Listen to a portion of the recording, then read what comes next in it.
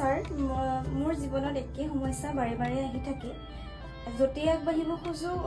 একে বাধাই মোক ধৰি ৰাখে কিয় এনে হয় মই জানিব পাৰোঁনে এইটো আচলতে কমন সমস্যা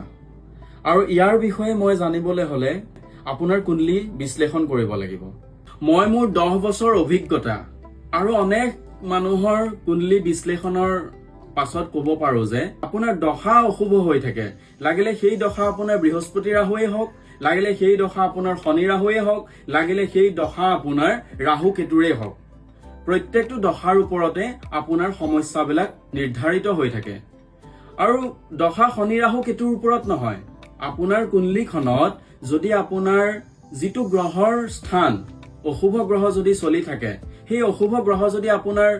প্ৰত্যেকটো কৰ্মৰ সময়তে হৈ থাকে যি কৰ্ম কৰিবলৈ গৈছে সেই সময়তে আপোনাৰ দশা অশুভ পৰিছে আৰু সেই অশুভ দশাতে কি হৈছে আপোনাৰ কৰ্মসমূহ বিদ্যাই হওক আপুনি যিটো সমস্যা সুধিছে সেই সমস্যাবিলাক যেহেতু বাধা পৰিছে সেই কুণ্ডলীখন বিশ্লেষণ কৰি পেলাই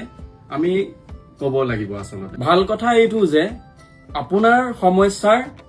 সমাধানো আছে যি অশুভ গ্ৰহ চলি আছে সেই অশুভ গ্ৰহৰ প্ৰতিকাৰ কৰাওক আৰু আপোনালোকৰ যদি এনে ধৰণৰ সমস্যাৰে সন্মুখিত হৈ আছে আমাৰ অভিজ্ঞতাৰ দ্বাৰা আপোনালোকক আমি আগন্তুক দিনত সকলো কাৰ্যতে কৃতকাৰ্য হ'ব পৰাকৈ বিদ্যাৰ্থীক বিদ্যাত আগবাঢ়ি যাব পৰাকৈ আৰু ব্যৱসায় বাণিজ্য কৰা সকলক ব্যৱসায়ত সফল হ'ব পৰাকৈ আপোনাৰ সমস্যাবিলাকৰ নিৰ্মূল কৰিব পৰাৰ আমাৰ অভিজ্ঞতা আছে সেয়েহে আপোনালোকেও যোগাযোগ কৰিব পাৰে